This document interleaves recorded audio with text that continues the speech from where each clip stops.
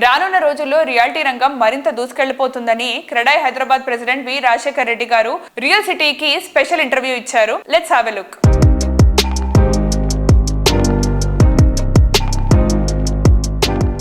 హైదరాబాద్ నిర్మాణ రంగం గురించి రకరకాల ఊహాగానాలు మనందరం వింటూనే ఉన్నాం. మనందరూ కూడా తెలిసిందే, గడిచిన 6 సంవత్సరాలుగా మెర్సర్స్ quality index point of view లోపల మోస్ట్ లివబుల్ సిటీ అనే దాని మీద 6 సార్లు మనకి గుర్తింపు వచ్చింది. ఈ మధ్యలోనే నైట్ ఫ్రాంక్ వాళ్ళ రిపోర్ట్ ప్రకారం కూడా fastest city growing the country అనే దాని మీద వచ్చినప్పుడు హైదరాబాద్ నెంబర్ 1 స్థానంలో ఉంది. దానికి క్రెడాయ్ హైదరాబాద్ తరఫున మన ముఖ్యమంత్రి గారికి హృదయపూర్వక ధన్యవాదాలు తెలియజేసుకుంటున్నాము.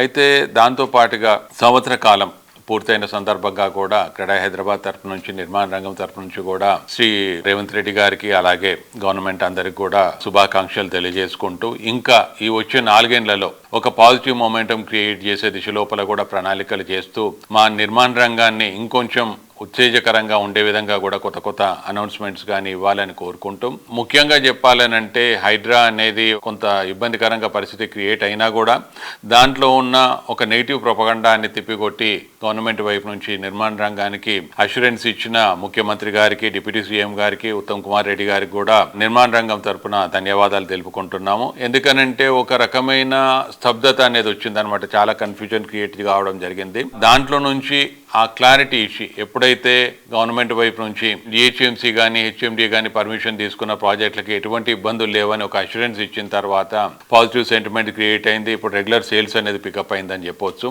మనకి ఐటీ రంగంలో సంవత్సర కాలానికి 1,50,000 ఉద్యోగాలు వస్తున్నాయి. దాంతో ఒక 3-4 ఏళ్ళు వేసుకున్నా కూడా 4.5 నుంచి 6 లక్షల వరకు ఉద్యోగాలు జనరేట్ అయ్యే వ్యవస్థ ఉంది అక్కడ. దాంతో సంవత్సర కాలం లోపల మనకి యావరేజ్గా 1,00,000 యూనిట్లు అమ్ముతున్నాం అనుకున్నా కూడా దాంట్లో ఐటీకి సంబంధించి ఒక 50,000 యూనిట్లు అమ్ముతున్నా కూడా ఇంకా మనకి ప్రాస్పెక్టివ్గా ఒక 4-5 లక్షల మంది ఆ ఐటీ ఉద్యోగాలు రేపు అంటే వచ్చే సంవత్సర కాలాలలో కొనే విధంగా ఉంటుంది. కాబట్టి మనకి పొటెన్షియల్ ఉందన్నమాట.